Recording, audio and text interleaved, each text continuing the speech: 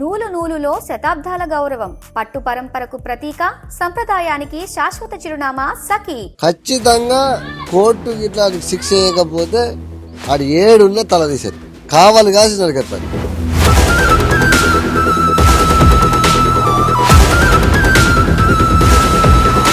సచ్చిందిరా మన బిడ్డ అని నా భార్య మొత్తం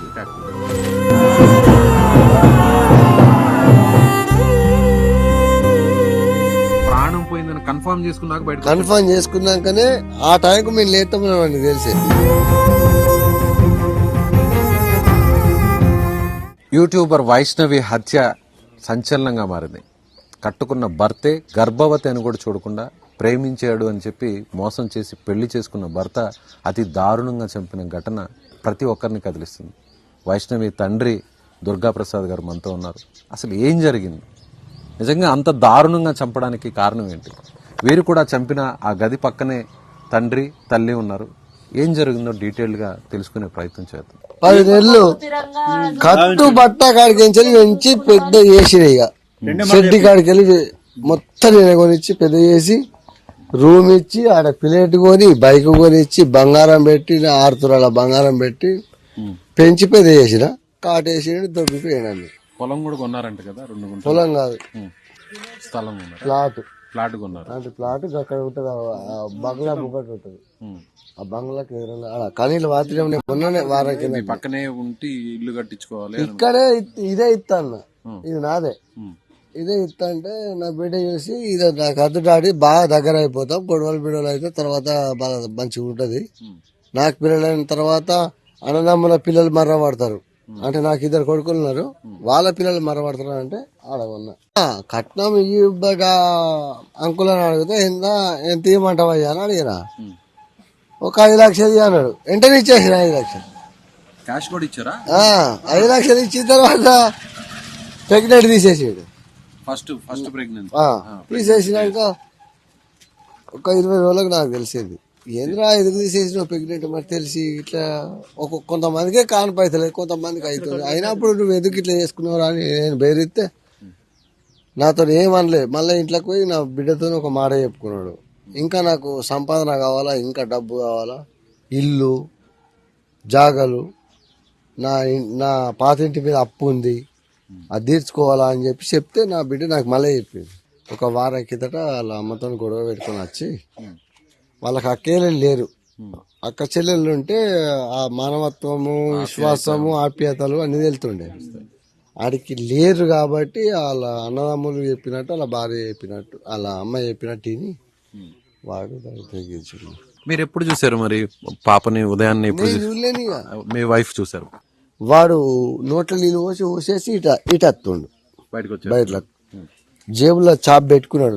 నేను కొనిచ్చిన బైక్ పల్సర్, నేనే కొనిచ్చిన 1,28,000 కొనిచ్చిన. సచ్చిందిరా మన బిడ్డ అని నా భార్య మొత్తుకుంది.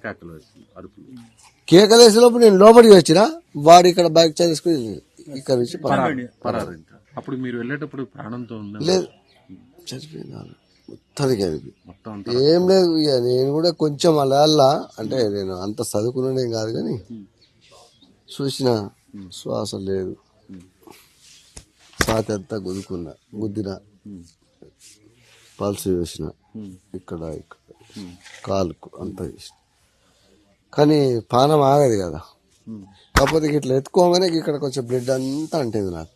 అంటగానే ఎందుకన్నా మంచి చూద్దాం అని చెప్పి వెంటనే మా సడకుంది కారు ఉంది, ఆ కారు వెంటనే తీసుకుని వచ్చారు. అంటే ఆల్రెడీ మా భార్య బయటకు వచ్చి మొత్తుకుంటుంది, నేను నా బిడ్డలు ఆడుకున్నా, ఎత్తుకున్నా.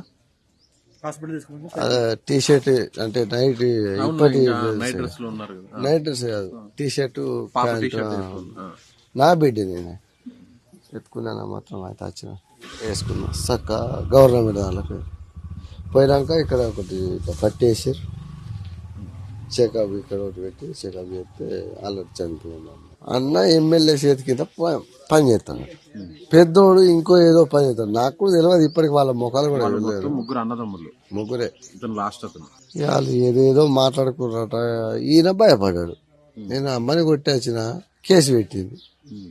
వాళ్ళు మాకు ఫోన్ చేస్తారు, వాళ్ళు కానిస్టేబుల్ వాళ్ళు వీళ్ళు ఉంటారు కదా ఇన్ఫర్మేషన్, ఫోన్ చేస్తే మా అల్లుడు ఏం మాట్లాంటాడు కాదా అని మా సర్పంచ్ మాట్లాడిపిస్తే అది అంతలోకే సాల్వ్ అయింది. మీరు ఇందాక ఒక మాట అన్నారు, ఏమన్నారంటే పాప చాలా ధైర్యవంతురాలు, ఎవరన్నా గొడవకు వచ్చినా కూడా ఎదుర్కొంటదని. చెప్తున్నా, వాడు ఒక అక్కడ పని చేస్తాడు కదా గవర్నమెంట్ హాస్పిటల్లో, అయితే దానికి మత్తు మందు ఏదో ఇచ్చి ఉండాలి. ఇట్లయితే వినది. ఆల్రెడీ మనకు తెలుసు, వాడు నా కూతురు వేసుంటుందో తెలుసు, మేము కూడా వేసుంటుందో తెలుసు. మాకు కూడా ఏమో ఇచ్చిండన్న ఫీలింగ్లే ఉన్నాం ఇప్పటికి. ఆ రోజు మీకు కూడా వినబడుతుంది సౌండ్ గాని ఆ డోర్ కాడికి పోయి కొట్టడమే తప్ప అంటే దాన్ని ఖచ్చితంగా తీసుకోవడం లేదు, క్యాచ్ చేసుకోవడం లేదు, క్యాచ్ చేసుకోలేకపోతున్నాం. అంటే మీకు కూడా ఏదన్నా ఫుడ్ లో ఏదో చేసిండు అన్న ఫీలింగ్ లో ఇప్పటికి ఉన్నా నేను. ఆడు మళ్ళీ ప్రొద్దున మా ముందటి నుంచే వెళ్తాడు. అప్పుడు మీరు మంచి నీళ్ళు అడిగినప్పుడు అతను లోపలికి అయ్యో నీళ్ళు లేవు అంటే నా భార్య అన్నాడు. నేను లేవకపోతే మా అమ్మాయి నేను తీసుకొస్తాగా అన్నాడు. లోపలికి పోయి వచ్చినాక ఒక 3-4 నిమిషాలకు వచ్చాడు, వెంటనే రాలే, వెంటనే రాలే, నీళ్ళ కోసం వెళ్ళి 3-4 నిమిషాలకు వచ్చిండు, ఏదో కలిపి ఉంటాడు. అప్పుడు నాకు కూడా వెంటనే అది ఒక గీత తాగిన మనిషికి ఒక్కడే గ్లాస్ గీత గ్లాస్ తెచ్చిండు, మనిషికి ఒక బుక్క తాగిన. మళ్ళీ తినేటప్పుడు ఇట్లా తట్టుకోకుండా అదే కొంచెం జల్దీ మబ్బు వచ్చేసింది అందరికి, నిద్ర వచ్చేసింది. నిద్ర వచ్చేస్తుంది. ఇక నేను పడిపోయినా ఆల్రెడీ అక్కడ. మళ్ళా 11 గంటలకు మా భార్య దొంగలు వస్తున్నారట, కుక్కలు మరుగుతున్నాయి, లేవే కుక్కలు మరుగుతున్నాయి అని ఇంట్లోకి తోలు. పడుకున్న వాళ్ళు మీరు 11 మెలకు వచ్చి అప్పుడు లేపుకెళ్లారు. అంటే ఆ గ్లాస్ లో మీకు ఇచ్చిన వాటర్ లో ఏదో కలిపి ఏదో వేసిండు సంథింగ్. నా బిడ్డకు మాత్రం కొంచెం ఎక్కువనే వేసిండు, అందుకే అది లేవలేదు. లేస్తే అది తెలుతోనుంటే స్వచ్ఛంగా ఉంటే మాత్రం అది వాడు ఎన్నో ఉంటుండే. ఇక దాని వాయిస్ లేదు, దాని వాయిస్ లేదు. ఒక అది కింద పడ్డప్పుడు ఇట్లా గుద్దినప్పుడు గదొక్క సౌండ్, కింద పడిపోయినప్పుడు ఒక 2 సౌండ్లు, కొట్టుకునేటప్పుడు ఒకటి గ్లాసుల సౌండ్. ఎంత మెరుగ లేకుండా కొట్టుకుంటారు, పెనుగులాడతారు కదా ప్రాణం పోయేటప్పుడు, విలవెల్లాడతారు కదా. వాడు బెడ్ మీద కూర్చుండి ఇట్లా చూసిండు, అది నాకు తెలిసి, నా ఐడియా ఇట్లా చూసిండు. చూసిండు, ఓకే ప్రాణం పోయిందా లేదా అని చెక్ చేసుకున్నాడు. అప్పటిదాకా వాడు బయటకు రాలేదు. అంటే మీరు 4:30కి జరిగిందని అంటున్నారు సుమారుగా, బయటకు 6:30కి వచ్చాడు అంటున్నారు. లేదు 6 గంటలకి. 6 గంటలకి ఒక 10 కబ్బి 6 గంటలకు. అంటే ప్రాణం పోయిందని కన్ఫర్మ్ చేసుకున్నాక బయట కన్ఫర్మ్ చేసుకున్నాకనే ఆ టైంకు మేము లేస్తామని తెలిసే.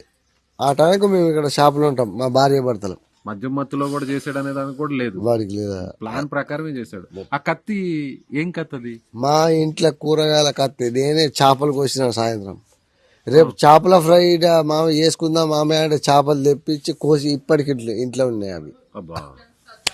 ఫ్రిడ్జ్ లో ఇప్పటికి ఫ్రిడ్జ్ లో ఉన్నాయి. ఆ కత్తితోనే చేశాడు. తనేమన్నా హాస్పిటల్ నుంచి కొన్ని ఏదో సర్జికల్ బ్లేడ్స్ లాంటివి ఏదో తెచ్చుకొని అలా చేసి ఉంటాడు. ఇప్పుడు అది బెడ్ కింద కొన్ని ఉన్నాయి, ఆ సార్లు బెడ్ లేపలేరు.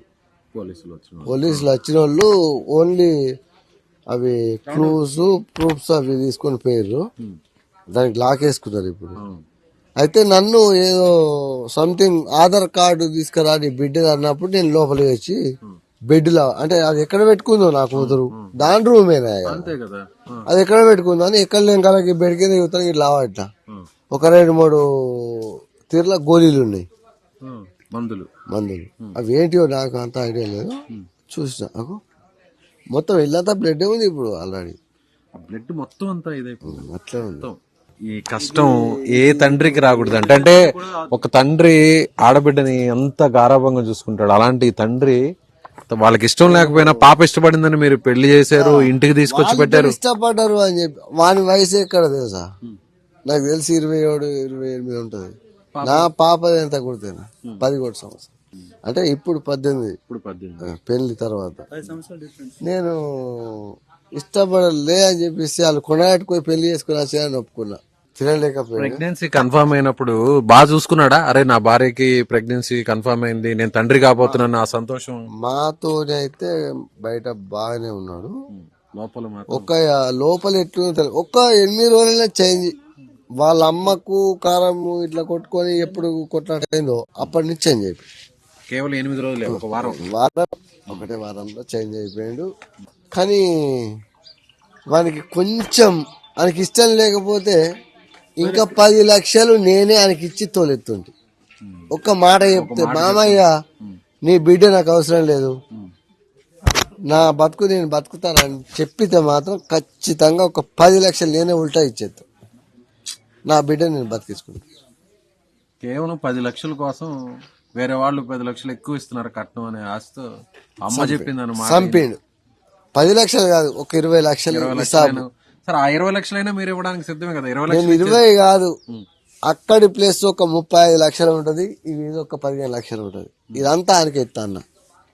ఇక్కడ నాకు అద్దు, అది కావాలన్నాడు, అది కొనిచ్చిన.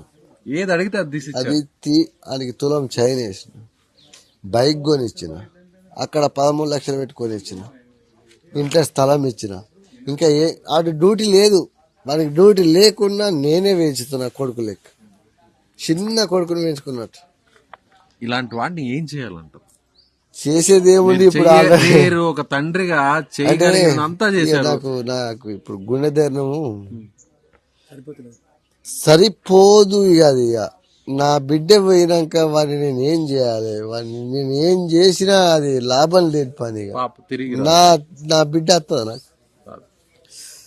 ఇక అది ఒక్కటే, నేను ఏం చేయలేను. ఇక వాళ్ళు జడ్జీలు వాళ్ళు చూసుకుంటారు. వాళ్ళు శిక్ష ఒకవేళ వేస్తే సంతోషపడతా, ఒకవేళ వేయకుండా 2-3 నెలల కత్తాడు చూసినావా, నేను 2-3 నెలల కాడికి ఇట్లా బయటకు వెళ్ళినట్లా కింద పడితే మాత్రం నేను చంపేస్తా. ఆ మాట మాత్రం పక్క వదిలిపెట్టే ప్రసక్తే ఉంది. అబ్బా, శిక్ష దేవుడు జడ్జీలు వేసిర్రా సప్పుడు కాకుండా, ఇక నా బిడ్డ పోయినందుకు ఆయనకు శిక్ష అయితే పడ్డది కదా అని చెప్పి ఒప్పుకుంటా. ఒకవేళ శిక్ష వాళ్ళకుండా 2-3 నెలలకు ఇట్లా ఏదైనా ఒకటి సంథింగ్ ఎవడన్నా ఎమ్మెల్యేలు ముంగడవాడి ఇడిపించుకొస్తారు చూడు, తెలుతుంది. మా నాన్నని కూడా ఒకటి చంపేసాడు. అక్కడ చంపిన మనిషి ఇక్కడ చచ్చిపోయాడు, ఎక్కడో చంపిన మనిషి ఇక్కడ చచ్చిపోయాడు. అంటే శిక్షకి శిక్ష ఉంటది. లేకపోతే ఆ శిక్ష మొన్నటి వరకు కొడుకులాగా చూసుకున్న మీరు, కొడుకు కంటే ఎక్కువ చూసుకున్న మీరు, ఖచ్చితంగా కోర్టుకి ఇట్లా శిక్ష వేయకపోతే ఖచ్చితంగా తల తీసేస్తా. ఆడు ఏడున్నా తల తీసేస్తా. నా బిడ్డ గీడబొట్టి చంపినా గీడికి నరికేస్తా, బరబ్బర్ కావాలి కాసి నరికేస్తాను. ఆ శిక్ష నేను అనుభవిస్తా. తర్వాత జైలుకి వెళ్ళడానికైనా సిద్ధం. ఎంత శిక్ష అద్దనకుండా ఇక నాకు ఇంకేముండదు అందులో. పాపే లేదు. ఇట్లా వేసేస్తా, చక్కగా వేళ కూర్చుంటా సార్ నరికేసిన. అప్పుడు శిక్ష ఇంకా తగ్గుతుందో ఎక్కుతుందో అది దేవుని గారికి, ఆ జడ్జీలకి, ఆ తర్వాత విషయం. ఇప్పుడైతే ఉన్న కోపము బాధ అది ఎవరు ఇయ్యరు. నాకు 2 కొడుకులు పుట్టినాక నా భార్య ఆపరేషన్ చేయించుకుంటా అంటే మేమిద్దరమే అన్నదమ్ములం. మా తండ్రికి 2 కొడుకులం. మా నాన్న చనిపోయాడు. మాకు రాకెట్లు కట్టడానికి అక్కేలేదు. రాఖీ పౌర్ణమి ఆడపిల్ల కావాలని కని ఆపరేషన్ పోయిందాన్ని తోలుకొచ్చుకున్నాం. వాళ్ళ 18 మగ పిల్లలకు ఒక చెల్లె. ఎంత ఉండాలి మీరే అర్థం చేసుకోవాలి. అంటే ఇక్కడ ఇసబెట్టిన సంథింగ్ మా అదిరిన పిల్లలు ఇసబెట్టిన నా సొంతంగా కూడా ఇంకా అంటే మా డాడీ తరపున మా బాబాయ్ల పిల్లల తరపున వాళ్ళు కూడా ఉన్నారు. నిజంగా అండి దారుణం. అసలు తండ్రి చెప్తుంటే, వైష్ణవి తండ్రి చెప్తున్న ఒక్కొక్క మాట వింటుంటే ఆయన చెప్పడానికి నిజంగా ఎంత ఒక కొడుకు కంటే కూడా ఎక్కువగా చూసుకున్నాడు. ఎంత సొంతంగా చూసుకున్నాడంటే, అలాంటి వాడు ఒక దుర్మార్గంగా కడుపులో పెట్టుకుని ఆయన బిడ్డని చంపేస్తున్న మాటలు వింటుంటే, తండ్రి మాటలు నిజంగా నాకు వినడానికి నా వల్ల కావట్లేదు. ఎందుకంటే 3వ బిడ్డ పాప కావాలి, ఆడబిడ్డ కావాలి అని ఏరు కోరి తన భార్య ఆపరేషన్ చేయించుకుంటుంటే వద్దు పిల్లలు పుట్టకుండా తీసుకొచ్చి మరి ఆయన బిడ్డ కావాలనుకుంటా. దేవుడు ఆడబిడ్డ ఇచ్చాడు. 13 అన్నదమ్ములకి ఒకే ఆడపిల్లని అంత గారాభంగా చూసుకున్నాము. కానీ చివరికి అలాంటి పాపని, అలాంటి నా కళ్ళల్లో పెట్టుకుని పెంచుకున్న బిడ్డని చంపేసిన వాడిని వదిలిపెట్టే ప్రసక్తే లేదని ఆయన చెప్తున్నారు. నిజంగా ఏ తండ్రికి, ఆడబిడ్డ కలిగినటువంటి ఏ తండ్రికి ఇలాంటి కష్టం రాకూడదు. కెమెరామెన్ రాజ్ కుమార్ తో విజయ్, సుమన్ టీవీ, జగిత్యాల, మాదాపూర్.